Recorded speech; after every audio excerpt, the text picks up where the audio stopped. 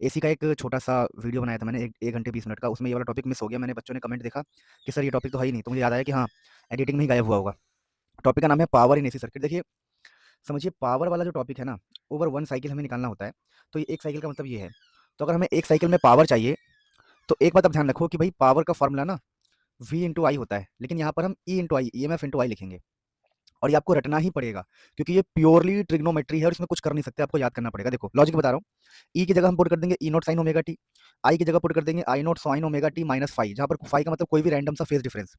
वैसे तो करंट का फॉर्मूला क्या होता है, I naught sine omega T, लेकिन हमें नहीं पता ना कि कैपेसिटिव है कि भाई आपका इंडक्टिव है, कौन सा है। तो हमने अगर मान लो ये इंडक्टिव होता तो आप लिख देते minus pi by two, capacitive होता तो आप लिख देते प्लस का पाई बाई टू, लेकिन कोई भी रैंडम है तो हमें पाई बाई टू है कितना है हमें पता ही नहीं, तो हमने रैंडमली फाई लिख दिया कि ये दुनिया जहान सबके लिए हो सकता है ना, तो हमने यहाँ पर फाई लगा दिया है बस। तो हमने करंट को लिया है I naught sine omega t phi. अब देखिए ई नॉट आई नॉट को बाहर ले लिया, sine omega t minus phi को इकट्ठे लिख दिया। अब मैंने ट्रिग्नोमेट्री की प्रॉपर्टीज लगाने के लिए 2 से मल्टीप्लाई 2 से डिवाइड करके प्रॉपर्टी लगा दिया हमने, 2 sine y 2 sine x sine y, 2 sine x sine y लगा के सॉल्व किया तो हमें ये मिल जाएगा।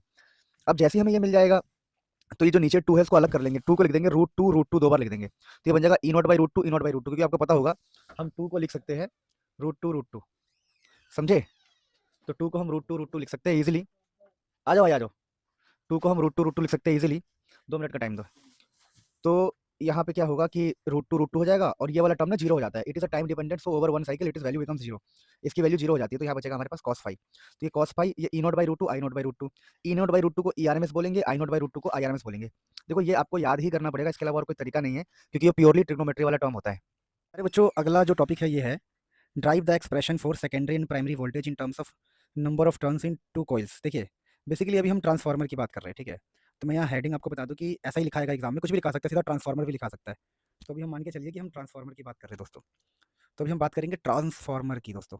तो प्यारे बच्चों, जो ट्रांसफार्मर है वो बेसिकली कैसा होता है मैं आपको बताऊं कि अब मैं आपको ना पहले सिंपल भाषा में बताऊं कि स्टेप अप स्टेप डाउन क्या है, ये सब चीज़ें चलो बताता हूँ मैं। इस डायग्राम को आप देखोगे तो आपको समझ में ही नहीं आएगा। मैं आपको ईजी डायग्राम से समझाता हूँ। देखिए मैं काम करता हूँ, मैं फटाफट एक अलग सा पेज लेता हूँ। देखिए मैं आपको ईजी भाषा में समझाता हूँ। देखो हमारे पास ये एक ट्रांसफार्मर होगा, मैं बता रहा हूँ कैसा सेटअप है हमारा। तो बस देखते रहो आप, मजा आएगा। ट्रांसफार्मर क्या होता है, यहाँ पर मैंने कॉइल ऐसे कॉइलिंग कर रखी है, और यहाँ से कोई मैं एसी सोर्स का इनपुट ले सकता हूँ यहाँ से ईजिली। हमने यहाँ से एसी सोर्स का इनपुट ले लेंगे इसके अंदर, कोई प्रॉब्लम नहीं है। और यहाँ भी मैं ऐसे कॉइलिंग करूँगा इसकी। अब देखो इसको N1 बोलूँगा नंबर ऑफ टर्न्स, इसको बोलूँगा N2। अब देखिए ये ट्रांसफार्मर जो है यही मेरा स्टेप अप कहलाएगा, स्टेप अप, और यही मेरा स्टेप डाउन कहलाएगा, स्टेप डाउन। सर दोनों में फ़र्क क्या, दोनों में फ़र्क क्या है? अगर आपका N2 की वैल्यू N1 से बड़ा है तो ये जो डायग्राम है स्टेप अप ट्रांसफार्मर कहलाएगा। और स्टेप अप ट्रांसफार्मर का मतलब क्या होता है कि जो आपके वोल्टेज को अप कर दे, तो जो वोल्टेज को इंक्रीज़ कर दे, तो जो वोल्टेज इंक्रीज़ कर दे उसको स्टेप अप ट्रांसफार्मर कहते हैं। और मान लो आपकी N2 की वैल्यू N1 से कम है। ये जो N2 है, N2 N1 तो पता ही होगा आपको। N1 N2 का मतलब नंबर ऑफ टर्न्स होते हैं, ये नंबर ऑफ टर्न्स। तो हमारे जो टर्न्स है, जो हम टर्न्स की बात कर रहे हैं, ये जो टर्न्स है हमारे N1 N2 जो हमारे टर्न्स है, इसकी बातें कर रहे हैं। अगर N2 की वैल्यू कम है तो स्टेप डाउन, यहाँ पर वोल्टेज आपका कम हो जाएगा, वोल्टेज आपका डिक्रीज़ हो जाएगा। तो स्टेप डाउन ट्रांसफार्मर वोल्टेज को डिक्रीज़ कर देता है।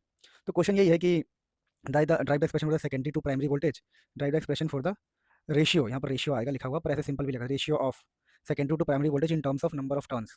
तो ट्रांसफार्मर है, तो देखिए यहाँ पर कॉन्सेप्ट क्या लगाते हैं हम। देखिए हम यहाँ पर कॉन्सेप्ट क्या लगाते हैं, मैं आपको समझा दूँ डेरिवेशन करते वक्त। हम पहला कॉन्सेप्ट लगाते हैं no flux leakage, no flux leakage.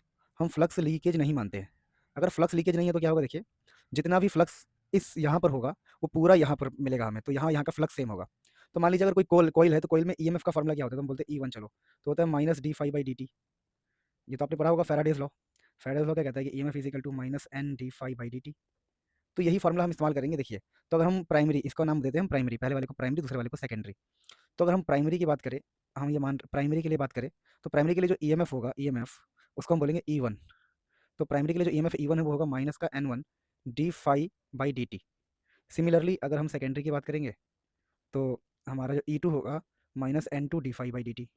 और इनका अगर हम रेशियो निकालेंगे E1 बाई E2, अगर हम रेशियो लेंगे तो क्या होगा, देखो d phi d t cut जाएगा, माइनस से माइनस कट जाएगा N1 बाई N2। तो यही रेशियो निकालने के लिए आपसे कहा जाता है ट्रांसफार्मर के लिए। अच्छा अब यहाँ पर और भी हम चीज़ें आगे बढ़ा सकते हैं रिलेशंस को मजबूत करने के लिए। अगर हम नो एनर्जी लॉस नहीं मानेंगे तो पता है क्या होगा। देखिए आप लोगों ने पढ़ा होगा पावर होता है वोल्टेज इंटू में करंट। तो वैसे ही प्राइमरी का ईएमएफ E1 है और करंट है I1। तो E one I one equal to होगा ई टू आई टू। तो यहाँ से E one by E two की वैल्यू आ रही है I two by I one. तो यहाँ से हमें क्या सीखने को मिलता है कि जो ई एम एफ है इन्वर्सली प्रोपोर्शनल टू करंट है। तो ये चीज़ हमें क्या सिखाता है कि हमें सिखाता है कि कहीं पर अगर हम ई एम एफ को बढ़ा रहे हैं तो करंट वहाँ पर घट जाएगा। और होता यही है, जब हमारा ये जो स्टेप अप ट्रांसफार्मर है, जब वोल्टेज को बढ़ाता है ना तो करंट को घटा देता है, और यहाँ पर स्टेप डाउन जब वोल्टेज को घटाता है तो करंट को बढ़ा देता है। यानी कि जब सिंपल याद कर लो कि जो ईएमएफ है करंट के इन्वर्सली प्रोपोर्शनल है, यानी कि अगर कहीं पर ईएमएफ बढ़ेगा तो करंट घटेगा, समझ रहे हो, और ईएमएफ घटेगा तो करंट बढ़ेगा। तो ये हमारा हमने पढ़ा किसके बारे में, ट्रांसफार्मर के बारे में पढ़ा। अब इस चैप्टर के अंदर एक छोटा सा टॉपिक होता है जो कभी कभी इंपॉर्टेंट होता है, जिसको बोलते हैं वॉटलेस करंट। अब देखिए इसका नाम ही हमें बता रहा है कि ये वॉटलेस करंट की बात की जा रही है। तो ये वॉटलेस करंट क्या होता है, थोड़ा इसके बारे में हम बात करते हैं आराम से। देखिए वॉटलेस करंट नाम ही क्या इंडिकेट कर रहा है, तो वॉटलेस करंट कह रहा है कि ऐसा करंट कि जो, तो करंट, करंट जिसका वॉट ना लगे, current which do not consume power, consume power in AC circuit, in AC circuit. तो जो एसी सर्किट में पावर कंज्यूम ना करे उसको हम वॉटलेस करंट कहते हैं। समझे मेरी बात को। तो ये काफ़ी ज़्यादा इंपॉर्टेंट चीज़ होती है जो मैंने आपको बताया, कोई टेंशन वाली बात नहीं है। अब यहाँ पर थोड़ा सा मैं आपको थियरीज पढ़ा दूँ बढ़िया से। तो देखिए हम यहाँ पर आ जाते हैं दोबारा। जो हमारा पावर का फॉर्मूला हमने ड्राइव किया है, power is equal to E R M S I R M S cos phi, ठीक है। अब देखिए E R M S I R M S cos phi में क्या क्या क्वेश्चन बनता है।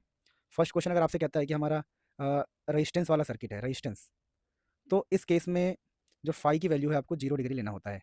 तो आपको पावर का फॉर्मूला पता क्या बन जाएगा, देखिए ई आई और कॉस 0 1, तो ई इंटू आई, जिसको हम जानते हैं वी इंटू आई से ना, तो वी इंटू आई हो गया हमारा पावर का फॉर्मूला।